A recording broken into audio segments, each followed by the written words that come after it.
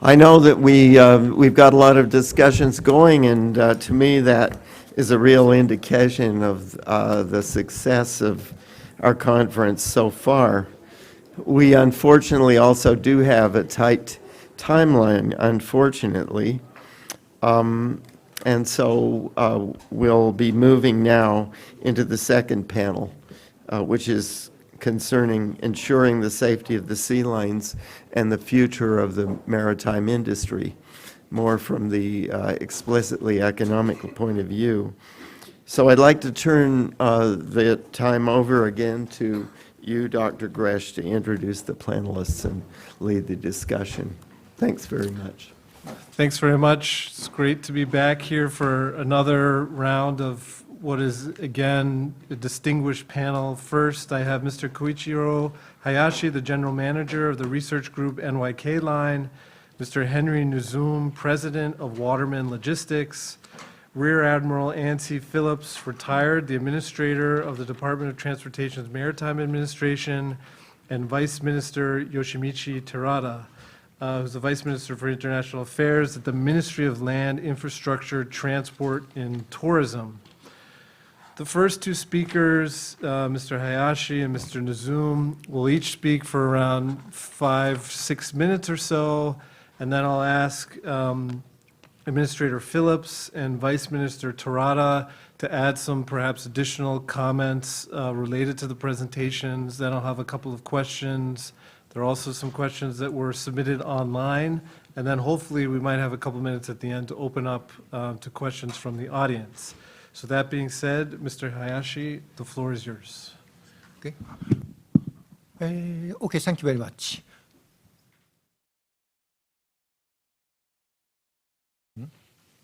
Yes, my presentation here.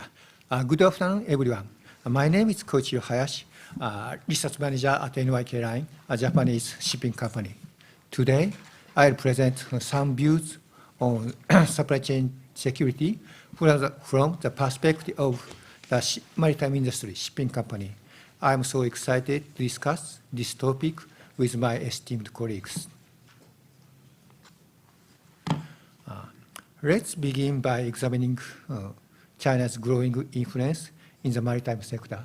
As you can see, the bottom two chart, China controls a significant share of global shipbuilding on right side and vessel ownership on left side. China is the second largest ship owners and the third biggest shipbuilders in the world. In terms of trade volumes, China's presence seems to be limited as for trunk line container trade. But when you see other maritime sectors, such as intra-Asia container trade, bulk carriers, and tankers, Chinese presence will increase.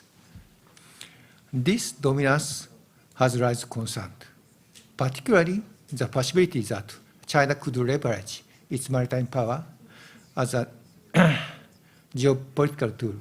However, it is important to note that Western nations also, and especially in Europe, still maintain strong influence through maritime services such as marine insurance. The global shipping industry has demonstrated remarkable resilience in the face of geopolitical risks. For example, when both the Suez and Panama Canals experienced disruptions from late last year to early this year, though container freight rates did increase. But apart from some initial confusion, shippers were still able to transport their containers. Also, even sanctions on Russian oil export did not significantly hinder Russia's export volume. This resilience demonstrates that the shipping industry can adopt and continue to operate effectively despite external geopolitical pressures.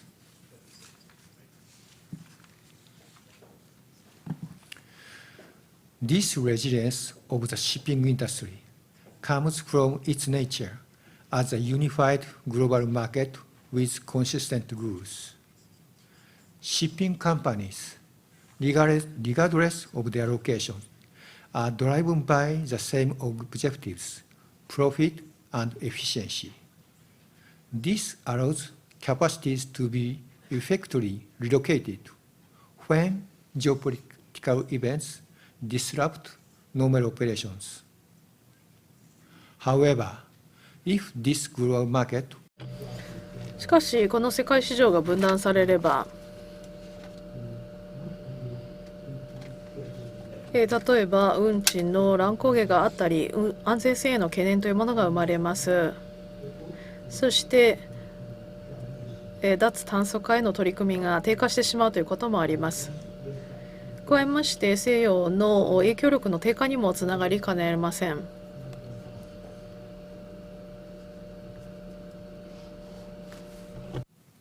Now, let's focus on China's positions within this global shipping market. Interestingly, a major and influential Chinese shipping companies, which is more tightly involved in the global shipping market, such as COSCO, generally support a unified global market. In fact, sanctions imposed by Western countries against nations like Russia and Iran are currently undermining the unified nature of the global shipping market. Okay. Due to China's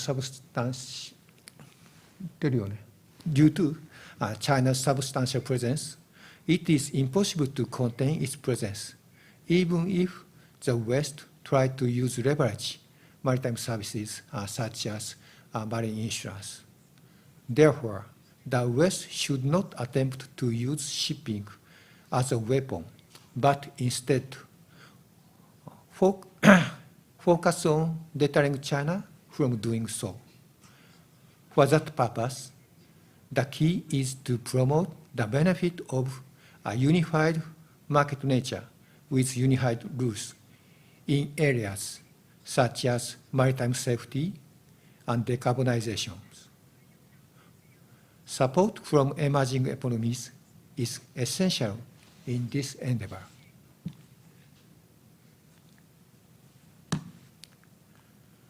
However, effective deterrence requires ensuring that attempts at weaponization do not have the intended effect. In other words, it is crucial to maintain the maritime capability necessary for survival of the Western countries. This requires collaboration among Western countries, such as US, Japan, Europe, South Korea, and other nations. And the key to do so is to protect private shipping companies' effort from economic nationalism of each country. Finally, let's discuss the supply chains we need to protect outside of shipping sector. During the Cold War, the focus was on securing energy such as oil or natural gas, and to less extent, food supplies. But today, containerized goods are equally important for survival of Western countries, and China plays a central role in supplying many of these containerized goods, directly or indirectly. So, This factor should be considered when developing strategies for a secure supply chain. This is the end of my presentation. Thank you very much. Thank you very much.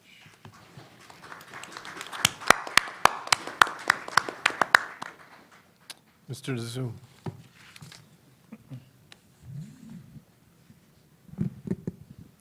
Thank you to Shikuri-san and JITTI for inviting me to attend.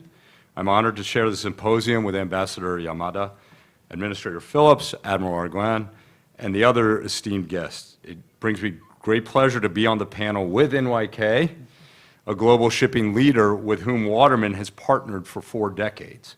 I'm also so pleased to be back at CISA, where I received my master's degree. China has significant maritime advantages should war break out in the Western Pacific with the United States, and China will be more likely to succeed the longer the war endures. Let's consider the balance of manufacturing and maritime power between the U.S. and Communist China using World War II to illuminate today. In several ways, China today is in a stronger position than the United States was in 1940, and the U.S. today is in a weaker position than Japan or Germany in 1940. We have a strong military but insufficient manufacturing capacity to sustain a long war. Let's first look at today's balance of power between the U.S. and China. Although the U.S. economy is bigger, China's economy is based on the history's largest and most sophisticated industrial base. Its manufacturing output is 5 to 10 times that of the U.S.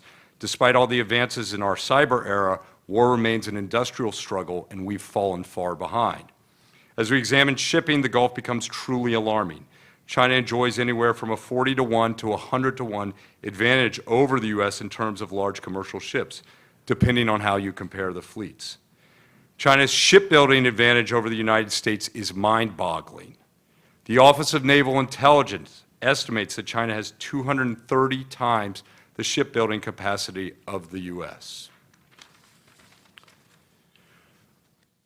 Let's consider these same lenses during World War II, manufacturing and sea power.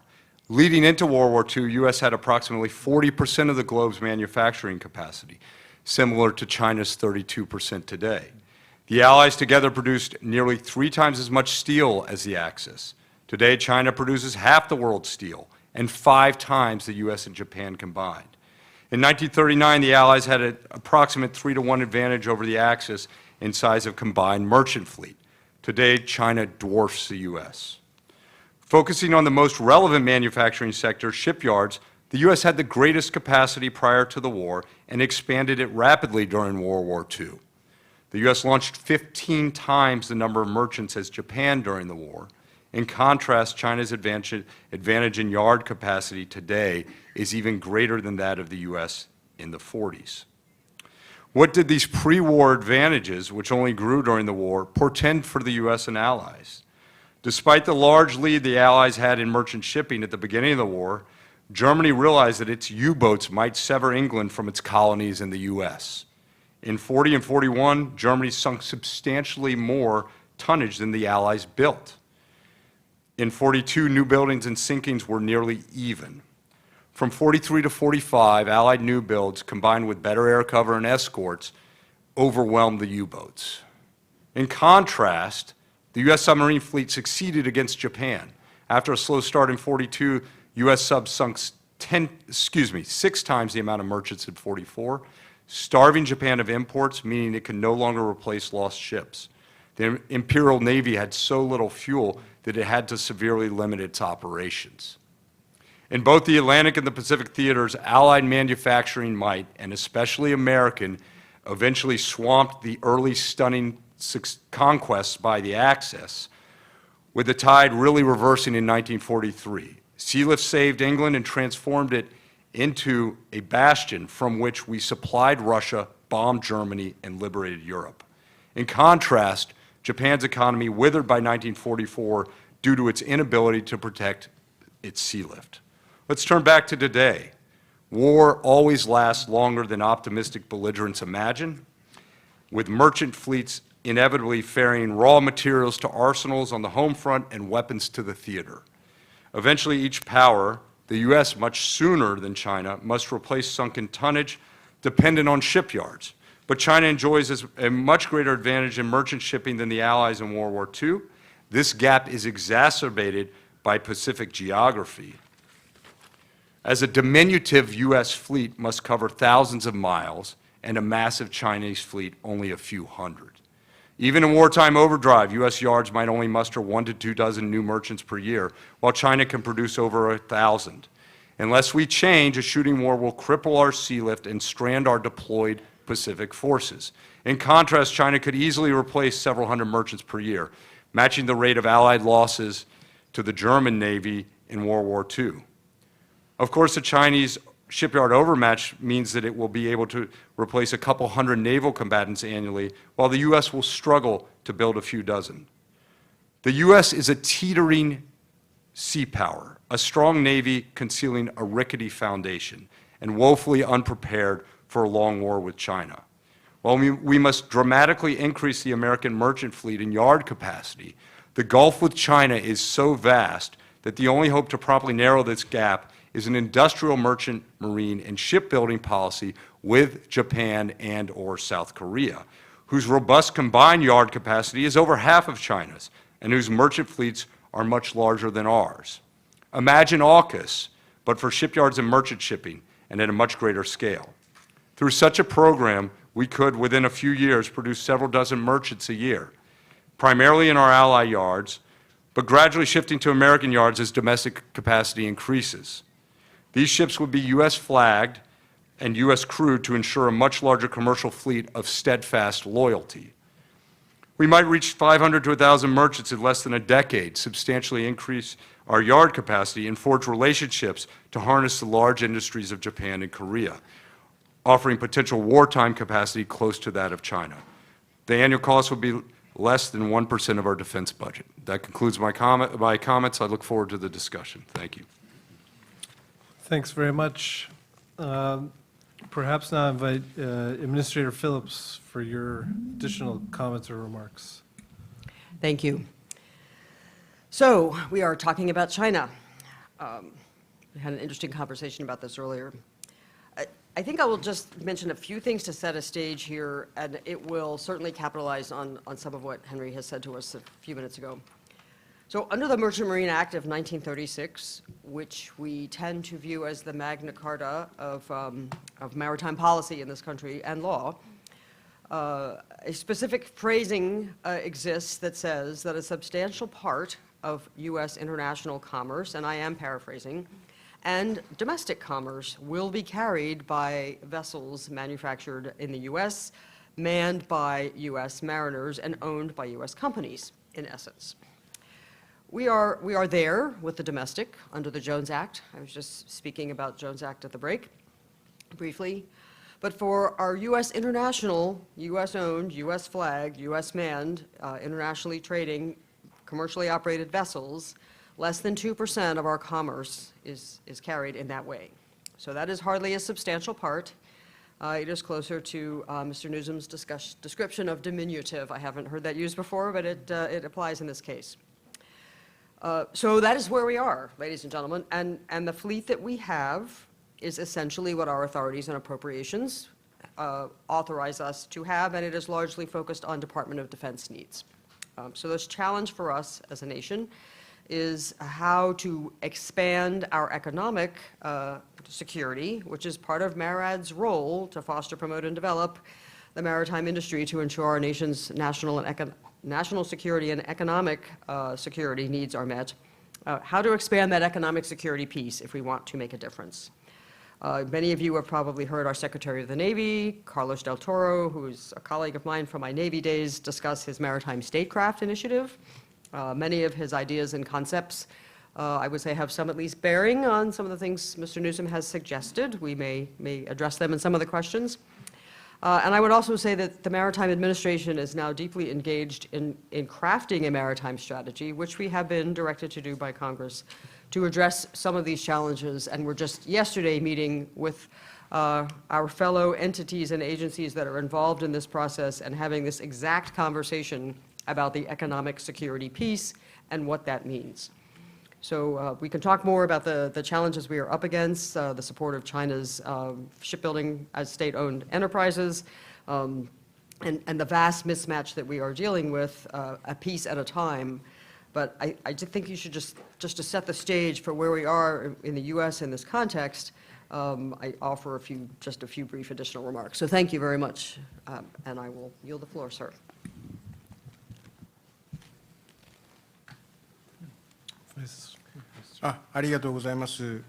Thank you very much. Just allow me to speak one thing. Mr. Hayashi and then Nuzum and Ms. Phillips, as they mentioned, the maritime global single market, so single global market in the international shipping. And on the other hand, there is the importance of the economic security. So how to keep a balance between these two is quite important. But in terms of the economic security, this is something that we must not undermine. So we do need to really balance and see both of them as important. And then we need to reduce the concerns. And this is from both sides. I think that we are really at that timing. Thank you. Thanks very much. I wonder if we could first drill down. Each of you mentioned in part the role of economic security.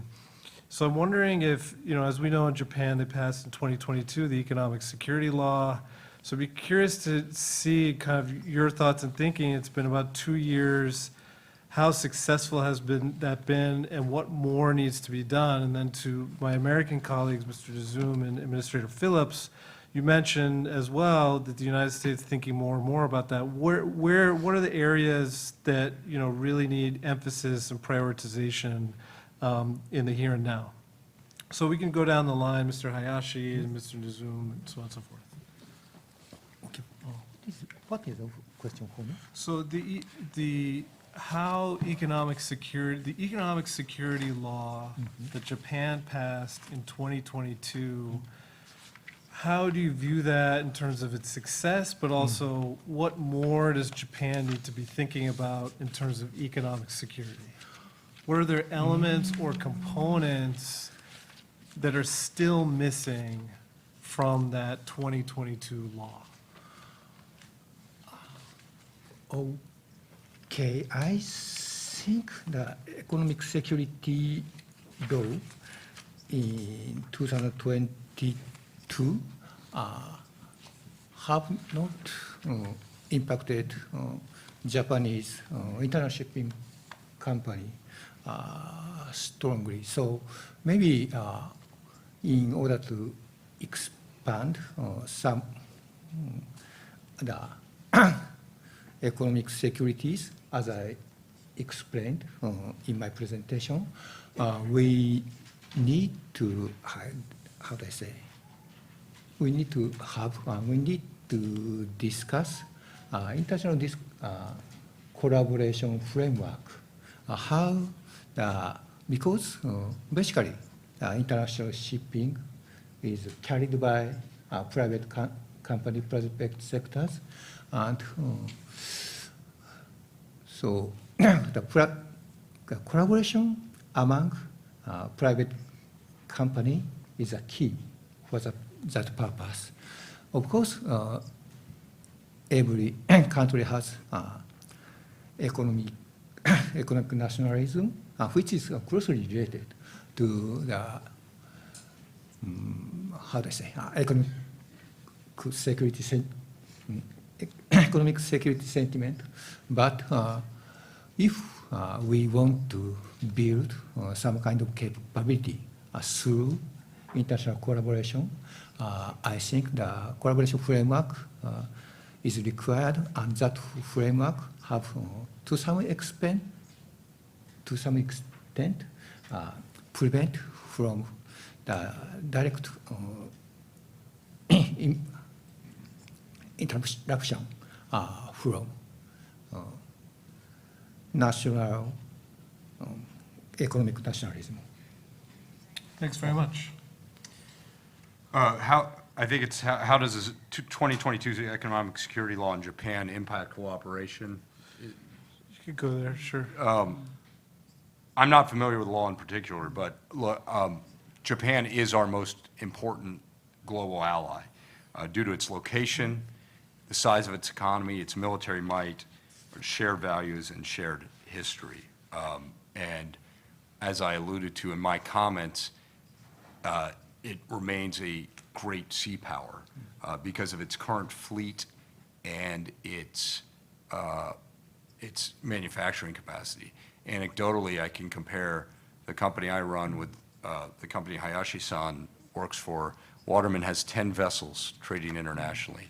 NYK has 750.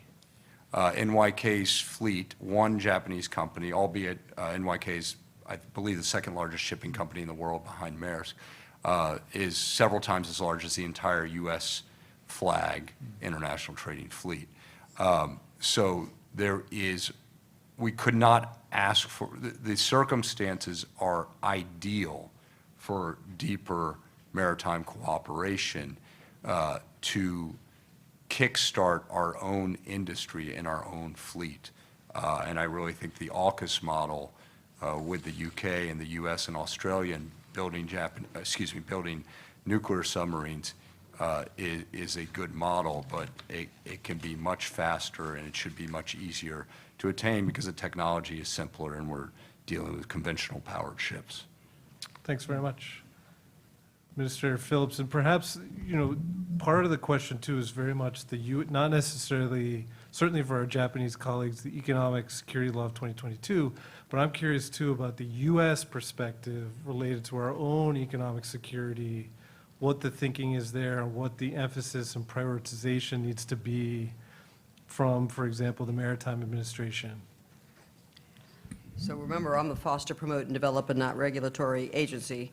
And I would say the biggest challenge with the economic security is, what does that mean? What is the definition? What are we working towards?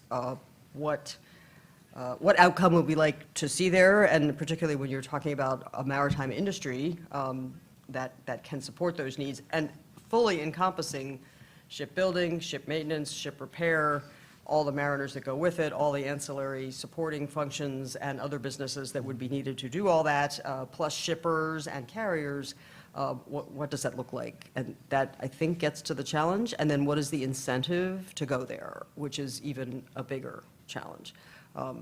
And I would add, touching back to diplomacy, a number of the presentations today have talked about partnerships in Asia between nations, between like-minded nations, between nations with common goals, put together in such a way that business continues and maritime order continues, but that because of the collaborative nature of these businesses, they're able to present a more united front. And I think that is a tremendous opportunity that we should seize this moment to delve more into as a part of the broader discussion.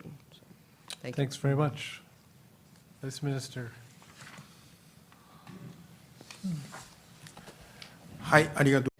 Thank you very much. So regarding the 2022 Economic Security Act of Japan, I can mention a few things about this one. So of course in Japan, prior to the enactment of this law, so economic security had been of interest of ours. And then, however, that kind of efforts had been quite unofficial. So it's really nice that we do have the law written and also enacted. And then, so in the past, we were somewhat vulnerable to risks in terms of economic security. And so, of course, that infrastructure, energy, utility, water, and also airports, those are considered essential infrastructure of Japan. So we have identified 20 critical infrastructure pieces, and then so under this law, we have the renewed commitment to protect those pieces of infrastructure. And so we do have a system to coordinate with the private sector so that they can notify some kind of risks so that we can provide checks and also monitoring to work together with them. So,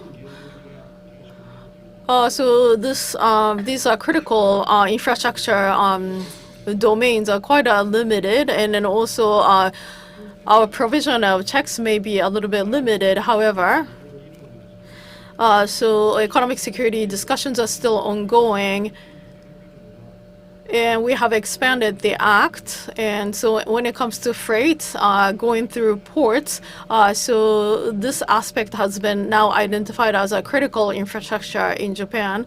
And so let's say there's a cyber attack. We actually experienced this at the port of Nagoya. So port of Nagoya was disrupted for 3 days.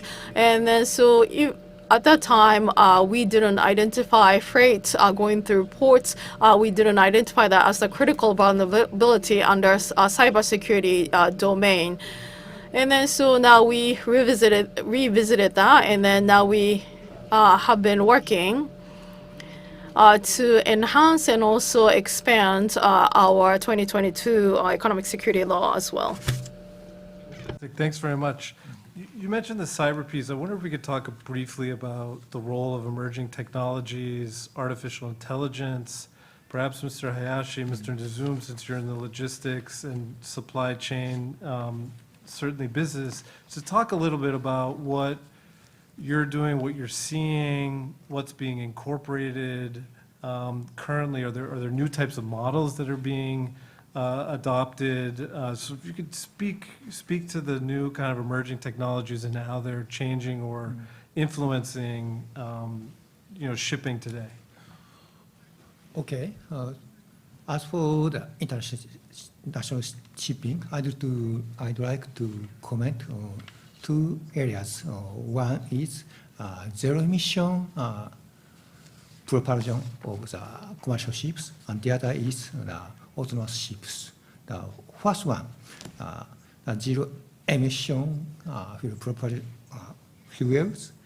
We are keeping a close eye on the supply of these fuels for ships because Chinese companies are making significant investments in fuels like methanol and ammonia.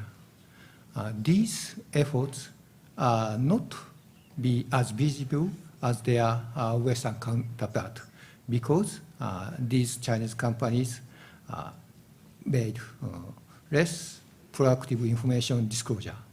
However, if their investment will succeed, they could gain a very high market share and very high cost competitiveness, just like in other climate change mitigation sectors, such as PV panels, wind turbines, and electric vehicles. And as for autonomous ship operations, when we consider the state of international shipping in coming 10 years or something, I believe that the impact will be limited. Autonomous technology at that time frame will primarily be used to reduce workload of seamen's and prevent human errors on manned vessels rather than fully autonomous operations. Thank you very much. Thanks very much. Thank you. So regarding cyber, it is a threat. My recollection is that not Petya, 10 years ago, one of the primary victims was Maersk. That substantial cyber attack, I think it originated in Iran, maybe 2014, I can't remember exactly when. We at Waterman are certainly aware of the threat in cyber, and there's a compliance regime with the government that we have to comply with to harden ourselves. You're always one step behind, I think, the offense in this game. AI, it's certainly out there. You see offers of how AI can transform your business. I don't know that it has really had a dramatic impact other than offering to finish my sentences in Gmail. But it's, I think on the commercial shipping side, we've seen a gradual demanning, if we look at automation of our ships over the past several decades. Whether we actually ever get to autonomous, I think, is kind of beside the point. So our vessels are, including the 2 new builds we just built in Japan over the last 9 months, they can carry, each of them, a single vessel can carry 7,000 automobiles or 300 M1 Abrams tanks and 18,000 tons of cargo, 656 feet long. They're manned by, or crewed, because they're men and women on our crew, by 21 mariners, right? So if you went back 50 years, that would probably be over 100. So that will continue, whether we ever reach full autonomy is sort of beside the point. There's a continual demanning of ships, which makes things more efficient. And ideally, we actually, despite that, I don't want to send the wrong signal. The United States has a huge shortage of mariners because we have a tough time, even at these very efficient manning levels, manning the ships we have. And the fleet, although I believe, is past its nadir, thanks to the programs of Tanker Security Program, Cable Security Program at MARAD, and has grown by about 8 or 10 ships, and hopefully will be, with some legislation out there that's authorized but not yet appropriated, will continue to grow. So even at these efficient levels, we do need many more mariners for more ships. Thanks very much. I wonder if we could turn now to the idea or the supply chains. So to Administrator Phillips, as well as Vice Minister Terada, I wonder if you could speak first and foremost, where in your eyes, from a government standpoint, are some of the more vulnerable sectors of the supply chain? And then furthermore, what are the U.S. government or the Japanese government, respectively, doing to strengthen some of those supply chain vulnerabilities? Okay, I'll jump in. So from a sector perspective, certainly post-COVID, broadly across the government, but certainly within the Department of Transportation, where we started with a supply chain envoy, port envoy, John Picari, who led the charge during COVID to try to unravel the challenges we're experiencing in our ports and the broader supply chain that also went with that, which then moved to a supply chain envoy, General Steve Lyons, former Transcom, who looked more broadly across the supply chain to try to continue to expand opportunities to smooth the flow of commerce broadly across all modes. And then now to the Office of Freight within the Department of Transportation, who continues to work across carriers, shippers, and across, again, all modes, to understand how we can continue to improve our supply chain focus and traffic movement. They have developed their own process, software, system to flow the flight logistics voluntary participation entity at this point in time, takes anonymized data and then uses it to understand future trends. They are beginning to expand their ability to look into the future. It was first quite brief, 30 days or so ahead, but again, and continuing to expand participation as well to give us some better idea of what's happening there. Will there be a future in AI in this kind of work? Perhaps, certainly. But what we learned in COVID was that just in time wasn't really working, and as any disruption occurred in our supply chain, the entire rest of it began to fall apart. And a lot of it was the ability to draw cargo through rather than just unload at ports. That said, one of the things that has been neglected the longest from the transportation perspective in this country is ports, mostly because they are not under the auspices of the federal government, other than for safety with the Coast Guard. They are owned and operated by states, first and foremost, and by other entities within states or other political subdivisions of a state government, or privately owned. So I know my Korean colleagues were shocked to learn that I had no authority over ports. I provide grants to them and provide additional capacity opportunities, but we do manage that very differently here. And so the ability to even provide for additional supply chain resilience through port infrastructure grants and port infrastructure development is a fairly substantive change, particularly with the additional funding we got under the bipartisan infrastructure law. But really, that grant program only started in 2019, 2020. So we have an interesting process to go through there. We are seeing change, but it's going to take some time. And the fact that we're kind of doing it in however many states and localities, different ways, adds to the challenge, but also adds to the creativity and opportunities there. So, so for us, from my perspective, ports are the thing that we, where we need to spend a lot of time. But with that, the entire supply chain broadly is, we continue to need to communicate better there. And I think COVID was a wake-up call for us that, we had work to do. Thank you very much. Mr. Terada. Hi. Yes, in Japan, the supply chain itself, to do something or to provide any, say, subsidy or something like that, there is really no such thing. But in terms of ports, there, to have certain budget allocation or to have initiatives for training and other personnel. And then these are done. And then with vessels, there is certain tax systems. Aside from the tonnage tax system, there are other tax systems that are being introduced. So these are the ways that the supply chains are being strengthened in Japan. That is our current situation. Thank you very much. I'm going to move now. There are a couple of questions we received online. First to Mr. Hayashi, Mr. Nuzum.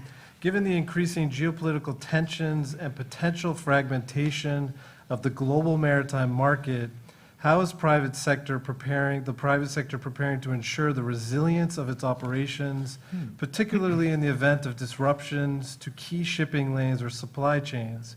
What strategies are being implemented to maintain secure and stabilize transportation capacity in such scenarios?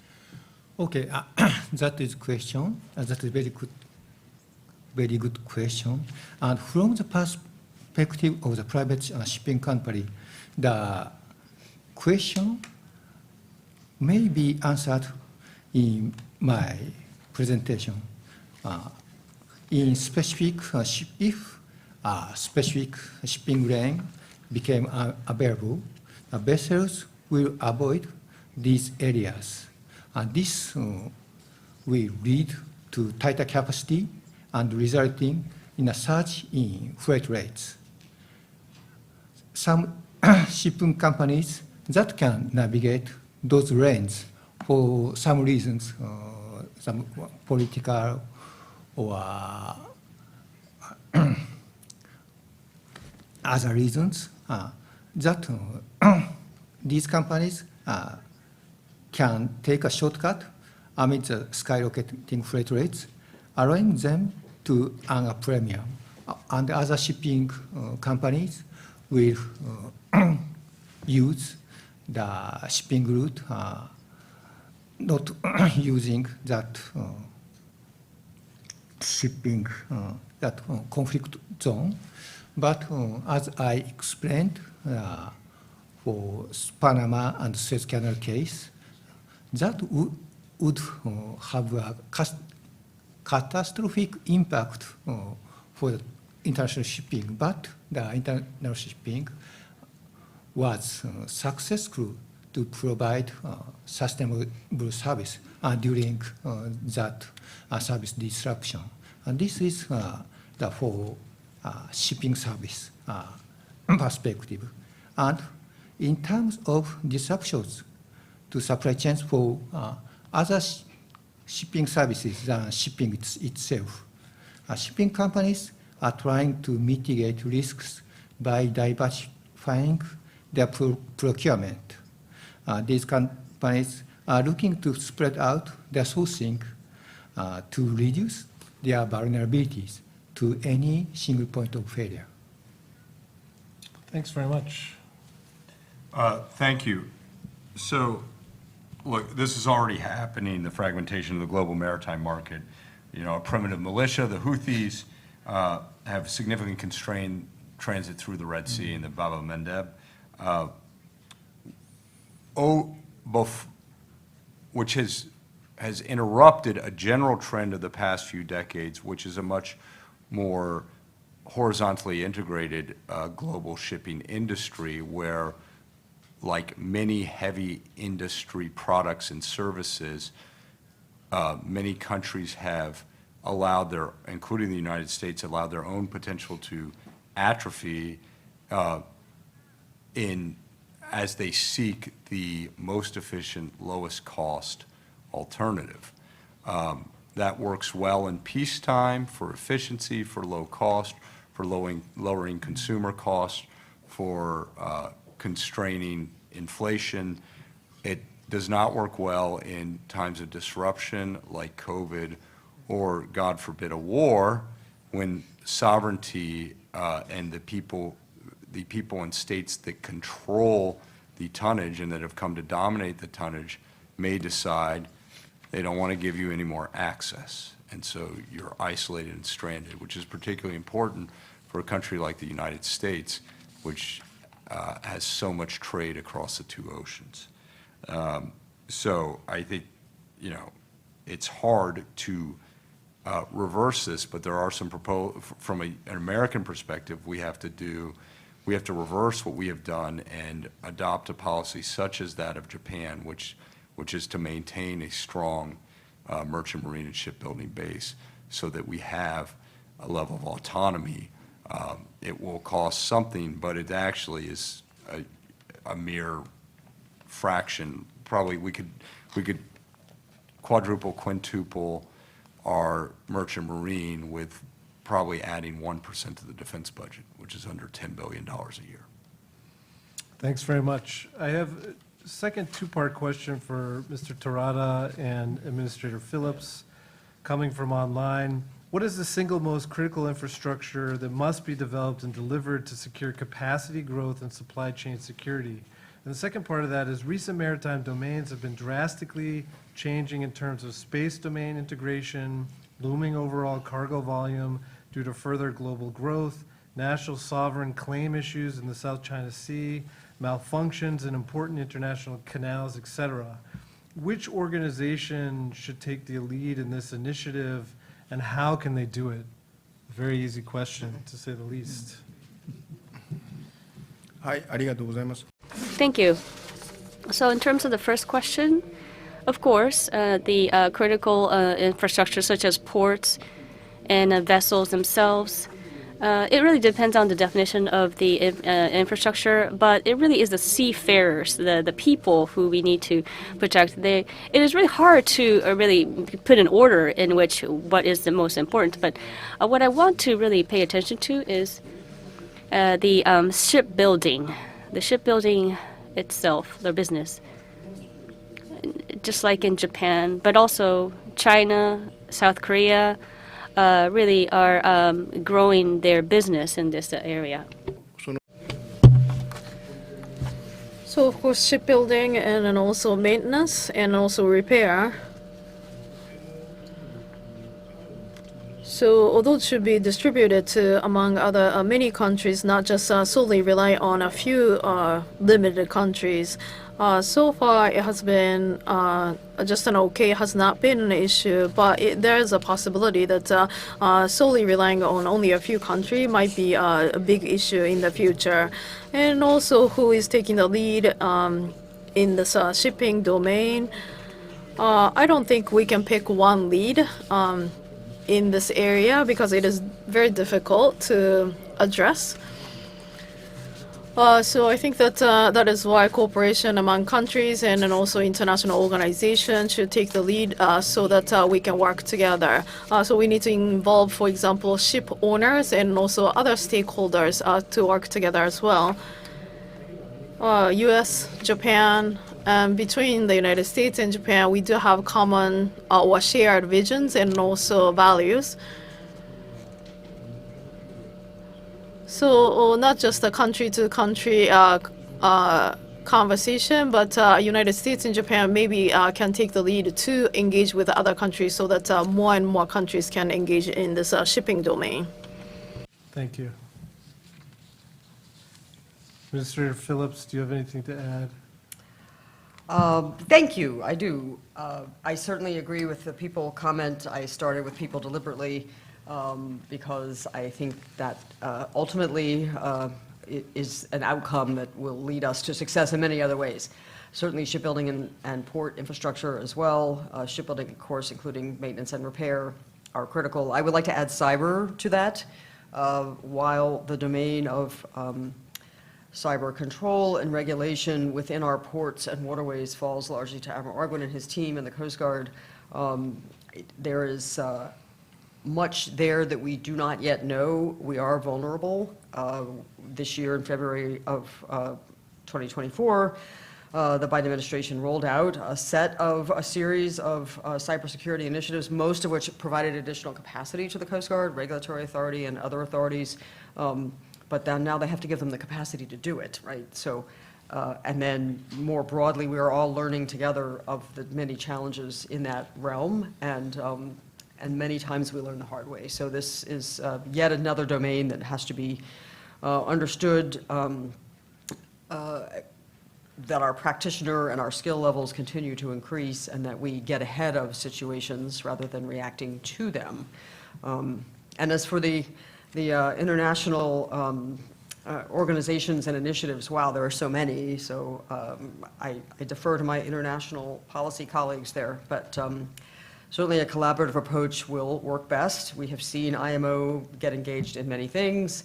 There are broader initiatives that are at stake, as we've discussed, and so without international collaboration among like-minded nations to ensure maritime governance and fair treatment at sea and fair and best practices at sea, if we try to go it alone, we will not be successful. So I will leave you with that. Thank you.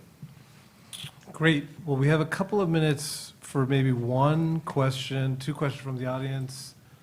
The gentleman here, I think we have a microphone, or perhaps stand up and identify yourself, and please pose your question.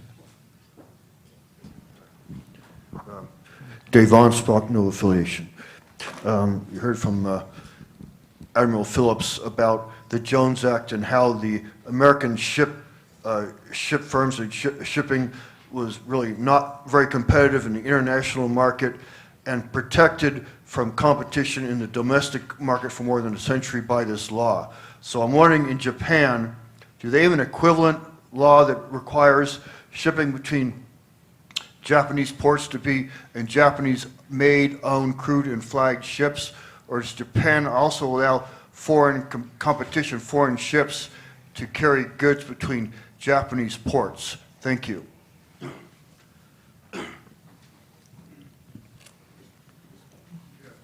Yes, especially if they meet certain health, safety, environmental standards. Thank you. Maybe tell us some question. Cabotage.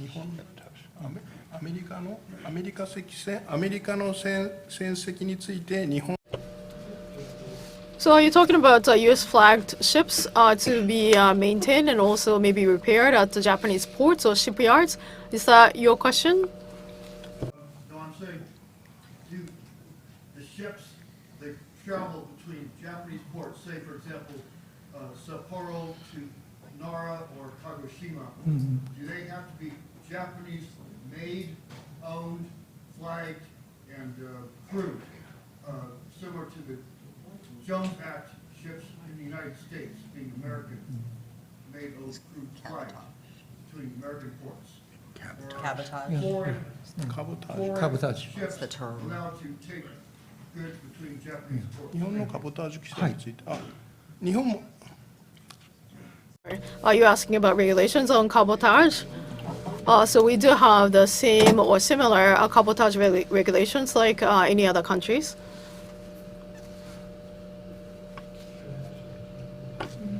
as Terada-san said, Japan has its cabotage system like Jones Act, but Japan is much smaller country than the US, so the domestic shipping is rather far separated from international shipping than the US is. So I mean, US has long haul domestic shipping like say Hawaii or to